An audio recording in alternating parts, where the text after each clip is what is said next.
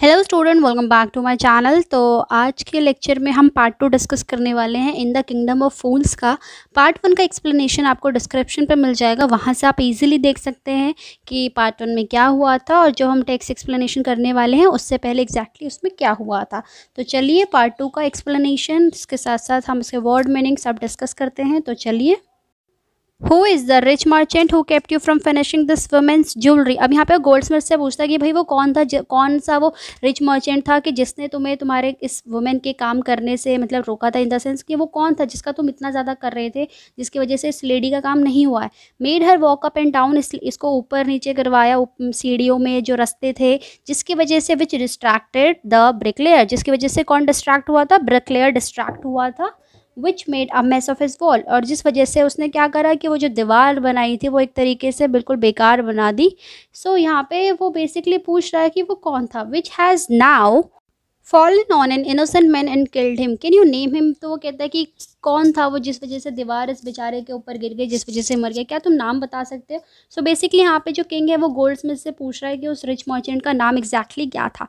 The goldsmith named the merchant and he was none other than the original owner of the house whose wall had fallen। यानी कि Goldsmith जब नाम बताता है तो ये कोई और नहीं मर्चेंट था, ये वही मर्चेंट था जिसकी दीवार गिर के वो जो चोर था वो मरा था। Now justice has come full circle thought the king back to the merchant. Full circle मतलब स्टूडेंट की जैसे होता है ना कि उससे शुरू हुआ, फिर उससे शुरू हुआ, फिर उससे फिर गोल्डस्मिथ पे गया, फिर लेडी पे गया, फिर ऐसे करके गोल घूम रहा था। तो एट द एंड किस पे आ गया, उस मर्चेंट पे आ गया है।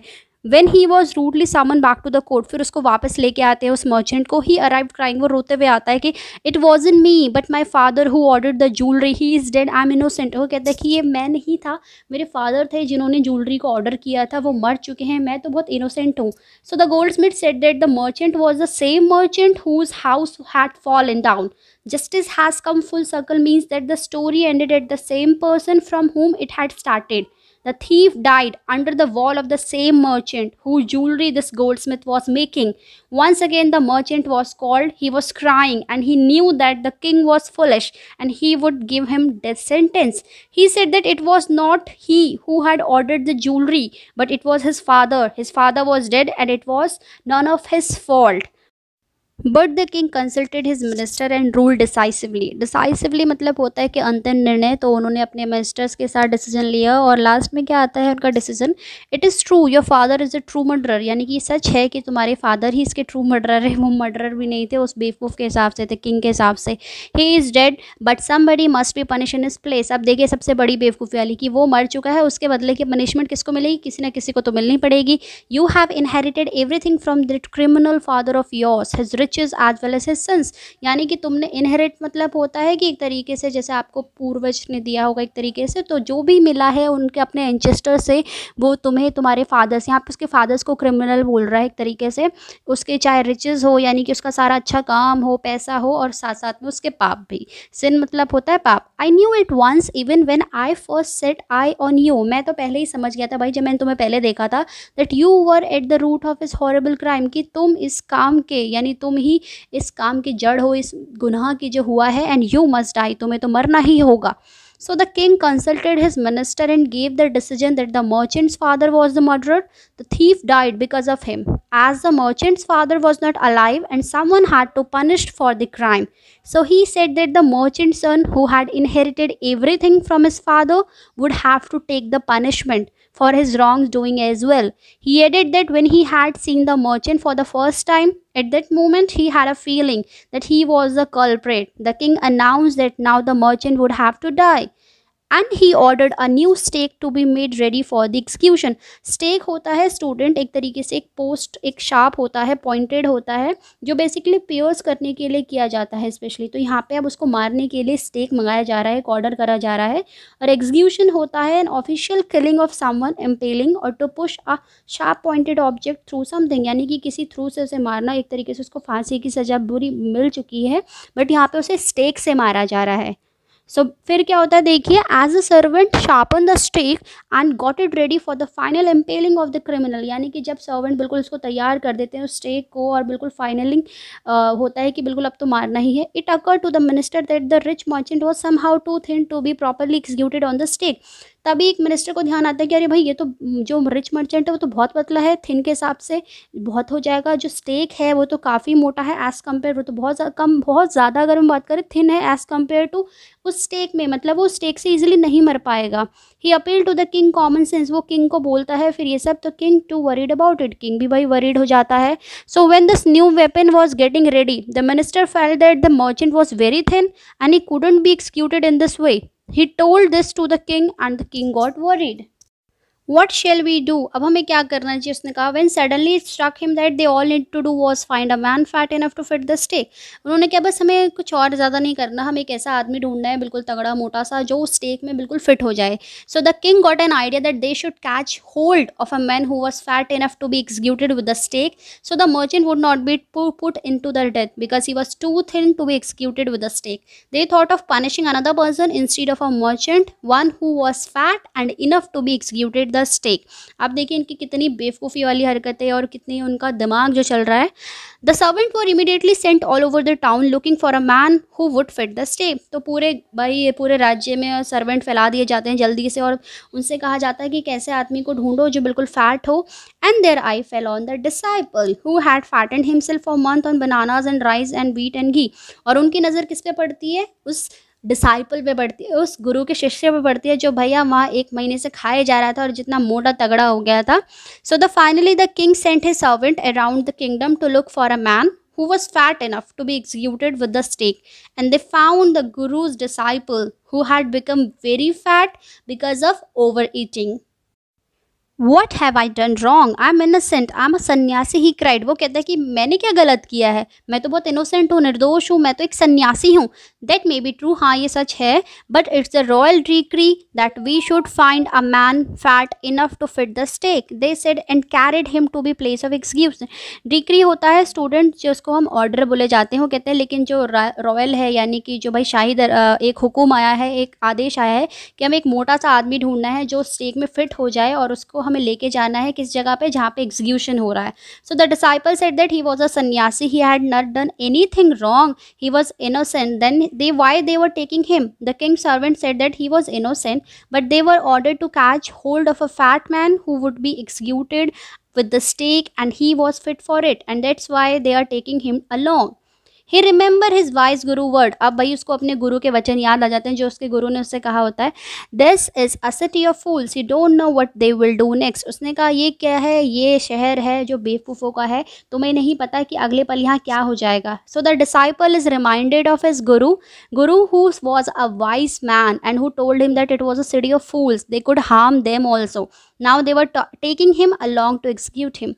While he was waiting for death, जब वो वेट कर रहा होता है डेथ का, मतलब अब भाई उसे ले जा चुके हैं, उसने मरना ही है। He prayed to his guru in his heart, वो दिल में अपने गुरु से प्रार्थना कर रहा होता है, एक तरीके से प्रे कर रहा होता है, asking him to hear his cry wherever he was, यानी कि सुनने के लिए वो कि जहाँ भी है उसके साथ क्या हो रहा है एक तरीके से। And the guru was everything in a vision, जो गुरु थे उन्होंने देख लिया था सब कुछ एक विजन में। He had magic powers, उनके पास कुछ मैजिक पावर्स थे। He could see far, बहुत दूर से ही देख सकते थे। And he could see the future as he could see the present and the past, और वो फ्यूचर भविष्य भी देख सकते थे भाई, तभी उन्होंने कहा था कि यहाँ से चलो, यहाँ रहना बेकार है, कुछ भी यहाँ हो सकता है। तो प्रेजेंट पास्ट फ्यूचर एक तरीके से सब देख सकते थे।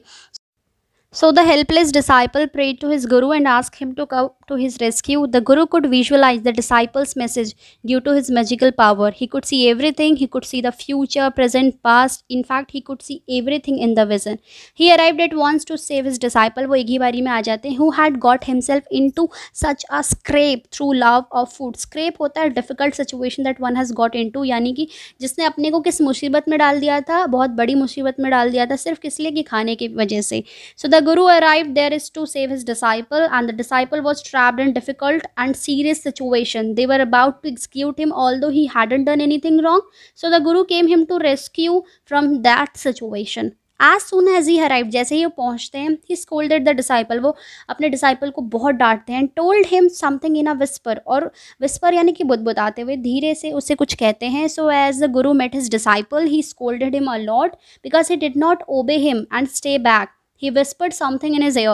Then he went to the king and addressed him. फिर वो राजा के पास जाते हैं और उनको बिल्कुल एड्रेस करते हैं, यानी कि एक तरीके से उनसे लाइक जैसे महाराज नमस्ते या महाराज की जय हो, इस तरीके से वो बात करते हैं उनसे।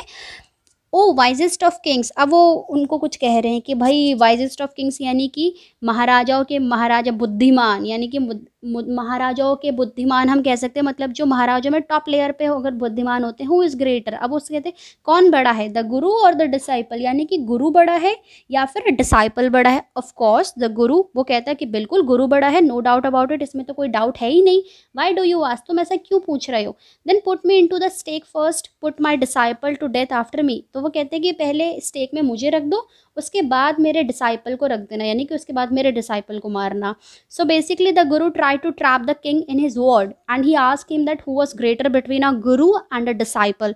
The king replied that of course the guru was greater. The Guru said that this reason the king must execute him before executing his disciple. When the disciple heard this, जब उनका शिष्य सुनता है, he understood and began to clamor. Clamor होता है to insist on something, यानी कि किसी बात पे अटक जाना।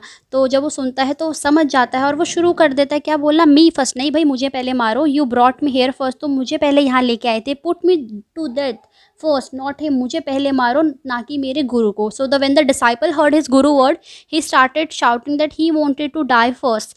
The guru and the disciple now got into a fight about who should go first. अब भाई दोनों गुरु और शिष्य आपस में लड़ने लग गए कि पहले कौन जाएगा, यानी कि पहले कौन मरेगा।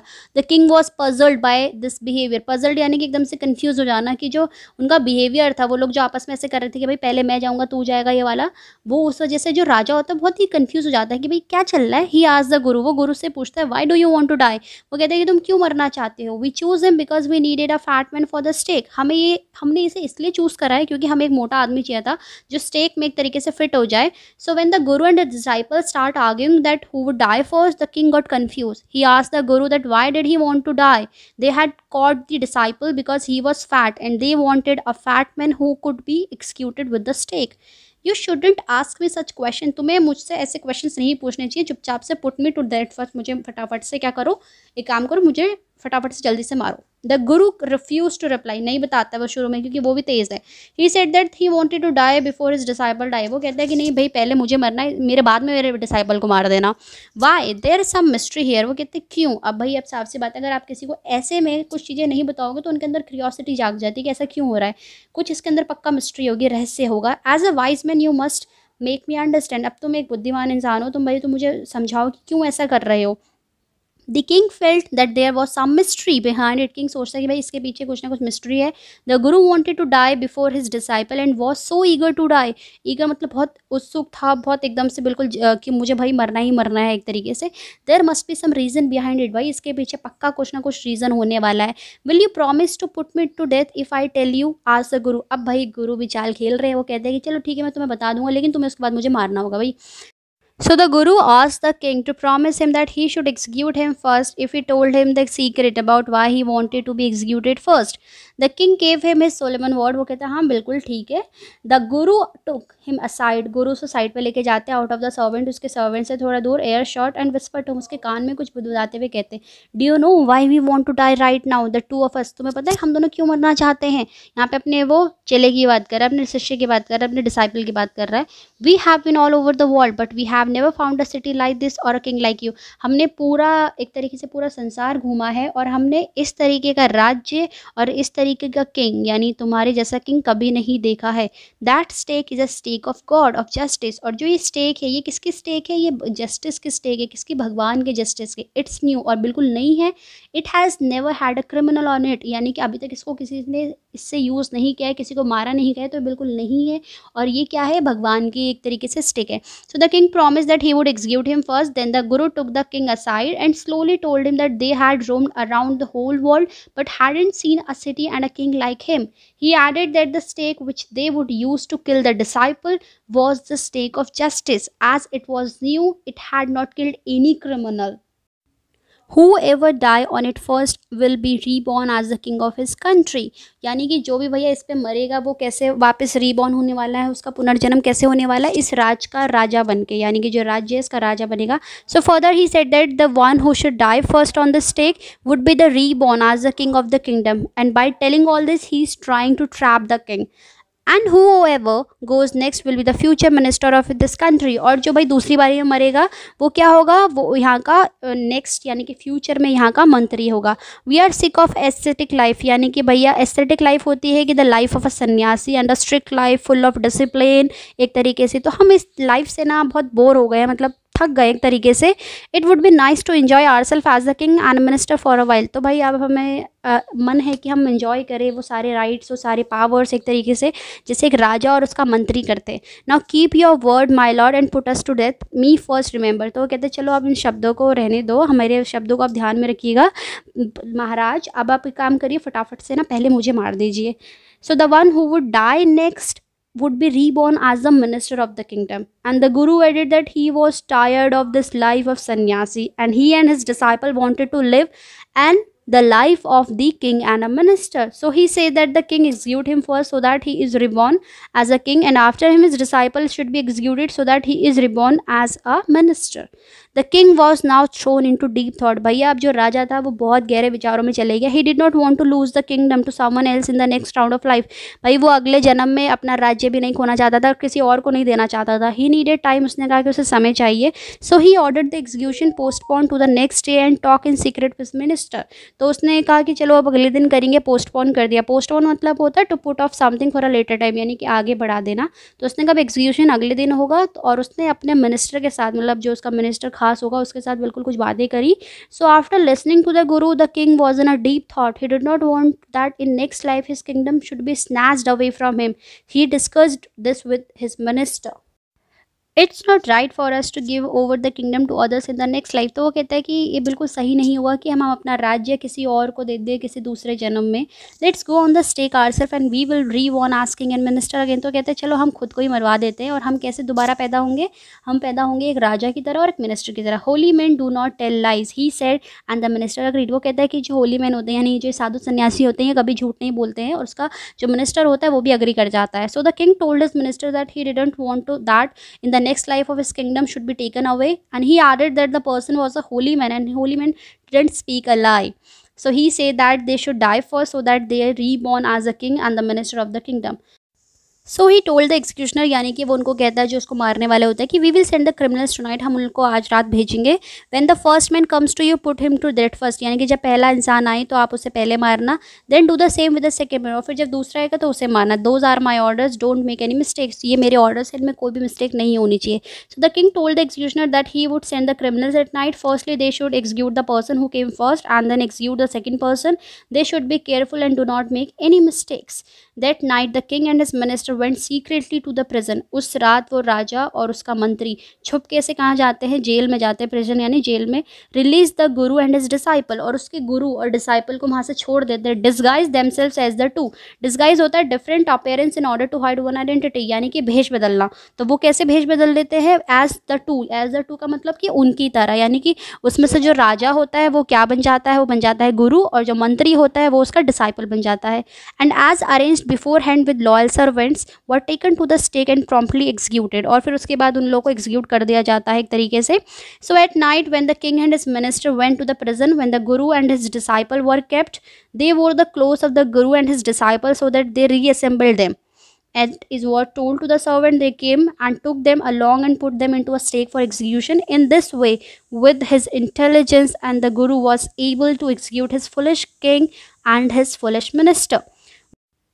When the bodies were taken down to the throne to the crows and the vultures, the people panic। Panic मतलब होता है फ्राइडेंड, डरने, यानी कि जब उन बॉडीज़ को लेके जाया जाता है, क्योंकि वहाँ बेसिकली होता था जैसे जो क्रिमिनल्स वगैरह किसी को होते थे उनको उठा के ऐसी जगह फेंक देते जहाँ से बॉडी उनकी नोच नोच के कौवे और गिद्ध वगैरह खाए। तो जब उनको वहाँ फेंकते हैं तो लोग बहुत पैनिक हो जाते हैं। सो when the dead bodies of the king and his minister were taken away, क्योंकि अभी तक तो वो गुरु और डिसाइपल के भेस में थे, जब उन्हें लेके जाता है तो people very tremble to see the dead bodies of the king and the minister. They saw before them the dead bodies of the king and minister, the city was in confusion. वो क्या करते हैं, वो क्या देखते हैं कि आगे किसकी डेड बॉडी पड़ी है, वो गुरु और डिसाइपल की नहीं पड़ी है, वो उसके राजा और मंत्री की पड़ी है। तो पूरा शहर एकदम से कंफ्यूज हो जाता है। So the everyone was trembling because the dead bodies were not of the guru and his disciple, instead they were the bodies of the king and his minister. All night they mourn and discuss the future of the kingdom. Mourn मतलब थोड़ा शोक मनाना, पूरी रात सोचते हैं कि भाई क्या अब क्या होगा, राज्य का भविष्य, कौन इसका किंग बनेगा। तो some people suddenly thought of the guru and disciple and caught up with them as they were preparing to leave the town unnoticed. तभी कुछ लोगों को अचानक से ध्यान आता है कि भाई उस गुरु और डिसाइपल को पकड़ के लेके आते हैं, क्योंकि जैसे ही वो लोग वहाँ से बिना मतलब किसी के नज़र में आए, वहाँ से वो लोग वहाँ से निकलने ही वाले थे। So everyone in the kingdom was mourning that the death of their king and his minister, and in the morning some people thought of the guru and his disciple and felt that they should go to them. As the guru and his disciple were planning to leave the kingdom, the people stop them. We people need a king and minister. वो क्या कहते हैं कि हमें कौन चाहिए, हमें एक राजा और एक मंत्री चाहिए, समवन। अदर्स अग्रीड, बाकी लोग भी कहते हैं। They beg the guru and his disciple to be their king and their minister. वो क्या करते हैं, बेग मतलब एक तरीके से रिक्वेस्ट करते हैं, किससे, गुरु से और उसके डिसाइपल से, कि भाई वो उनके अगले राज्य का, जो उनका राज्य है, उसके राजा और मंत्री बन जाए। So the people of the kingdom thought that they needed a king and the minister, and so they requested the guru and his disciple to be the new king and minister of the kingdom.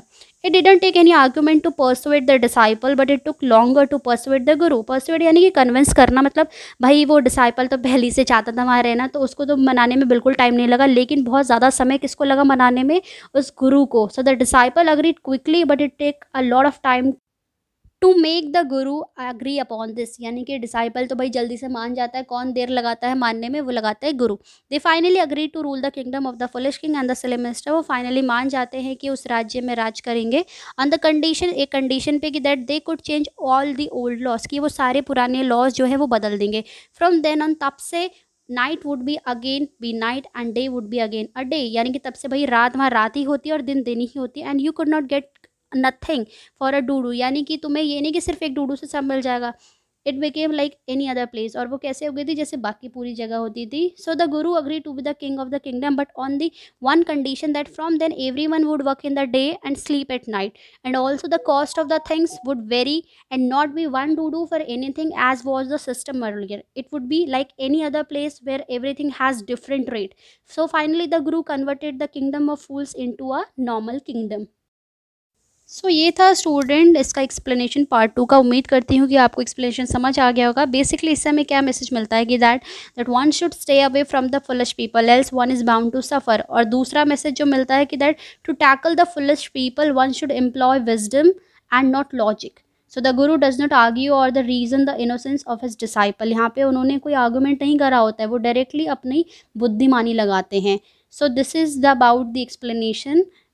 और अगर आपको कोई doubt होता है student किसी भी point पे, तो आप मुझे कमेंट सेक्शन में लिख सकते हैं, या फिर आप मुझे डिस्क्रिप्शन पे मैंने अपने लिंक्स दिए हैं, आप डायरेक्टली मुझसे वहाँ से कांटेक्ट कर सकते हैं एंड अपनी क्वेरीज पूछ सकते हैं। और अगर आपको एक्सप्लेनेशन अच्छा लगा तो फटाफट से लाइक, कमेंट, शेयर, और अगर आप चैनल पर नए हैं बच्चों तो फटाफट से इसको सब्सक्राइब करना ना भूलें।